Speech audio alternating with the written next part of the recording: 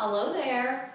As promised, today I am doing a video about exercises that can target your lower abdominals. I get this question a lot from women about trying to get rid of the mommy pooch. Remember, we all have it. Everybody has rolls when they sit down. It's normal. If you've had children or if you're a woman, you probably have a little bit of a pooch. It is normal. But a couple of things that I want you to keep in mind. If you saw my live video, I want to reiterate that if you have a lot of fat on your body and covering your abdominals, it doesn't matter how many crunches or exercises you do to try and strengthen your abs. If you don't remove the layer of fat covering them, you're never going to get that flat tummy. Same thing, if you're experiencing gut dysfunction and you're really bloated from the inside, you have a lot of gas, you're probably having some sort of a you're probably having some sort of a gut dysfunction, and you need to address those things before you worry about doing exercises to target your lower abs or your upper abs or whatever it is you want to target. So please keep that in mind, that the exercises I'm going to give you today won't help you if you don't address those things first. So I have a couple of notes over here. I always have my notes because otherwise I end up forgetting to say things. So I did say I was going to take you through an exercise that most people don't think about, and they're usually doing their ab crunches wrong. And I'm going to show you exactly what I mean by that. So most people, when they're doing ab exercises, they're doing a crunch and they're pushing their belly out. That can actually have the effect of making your waistline bigger, okay? And that is not at all what we want to do. So, and I'm going to sort of show you that on the ball. So most people, when they do a crunch, are pushing their belly outward, okay? You don't want to do that. So, and I'm going to give you an exercise that you can do either seated or you could do it on all fours, but I'm going to demonstrate it. It's going to be sort of hard to see, but it's an exercise called a vacuum. But it's going to teach you how to hold your abdominals while you do abdominal exercises. And if you are into Pilates, this is the basis behind the Pilates movements as well. So what you're going to do is I want you to find a comfortable position and sit and push your belly out for a second, but now I want you to pull your belly button towards your spine. So you're just going to pull your belly button in towards your spine. Now, how many of you, as you did that, took a deep breath in, you went, oh! Yeah, that's not exactly what it is. So now, keep your belly button pulled towards your spine and breathe out. So breathe in and out while you have your belly button pulled towards your spine. In fact, as you breathe out, pull your belly button in even more. So I'm breathing out, and I'm pulling that belly button in. So that is what's called a vacuum, and you can hold that for as long as you can. So if you're driving in your car, start practicing that.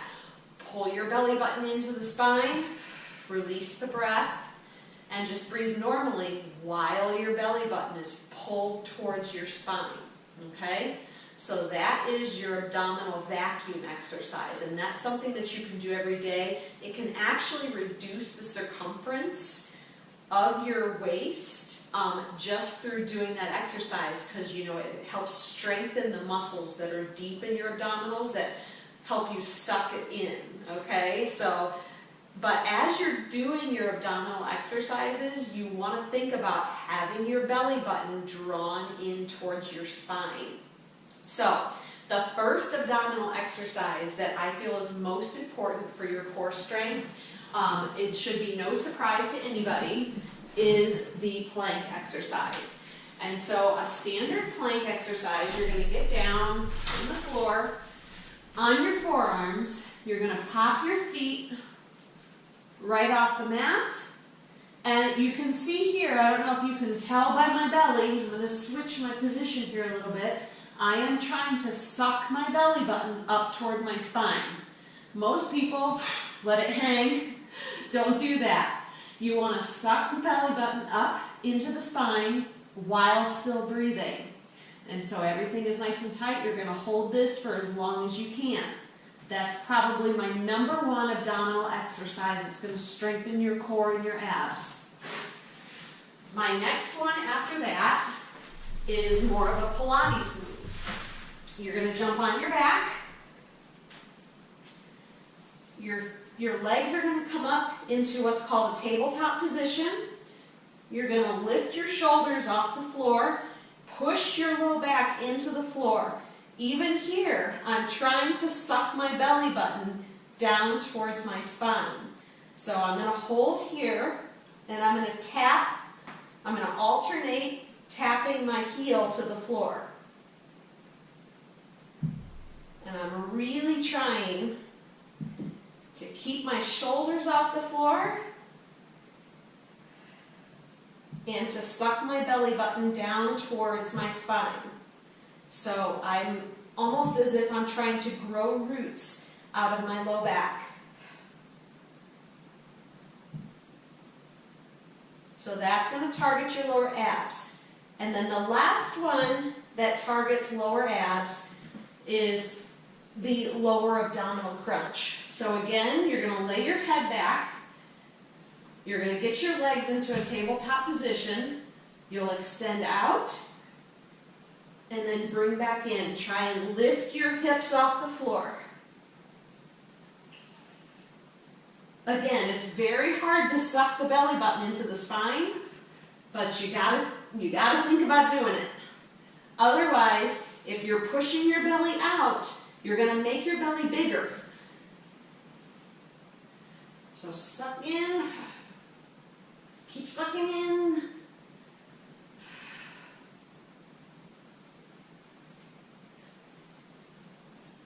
All right, and so that is a reverse crunch. So those are 3 exercises, abdominal exercises, that can help you strengthen and target your lower abdominals. Now I had also talked about lumbar hyperlordosis, and that is that overcurvature of the lower spine, and I'll show you what that is. So here you can see that I have a nice straight spine. I have a little bit of curve to my low back, but not a lot. But then you see, some people, not all women, some men too, that have this exaggerated curve to their low back. So their butt sticks out, their belly sticks out. That can make you look like you have a big belly. So to correct that, one of the things that you can do is, there's actually 2 things. One is more of an exercise and the other is a stretch. So if you have tight hip flexors, which are in here, you're going to stretch out your hip flexors by doing the runner stretch. And so I'm stretching in here. I'm going to switch my feet. That way you can see. So I'm stretching my hip flexor, which is in here, and that's going to help with that lumbar lordosis. You'll hold this stretch for about 20 seconds on each side. Then after that, what we want to do is we want to strengthen. We stretched out a little bit of the front muscles here that are tight. We need to strengthen the ones in the rear to help correct the problem of lumbar hyperlordosis. So what you're going to do is you're going to get on your mat, arms down, knees bent, feet flat on the floor, and you're going to do hip bridges. So you want to strengthen your rear end and the back of your legs. And that's going to help with that lumbar hyperlordosis. So you're going to push up and then back down. And I'm really pushing through my heels and really squeezing my rear end as I do this.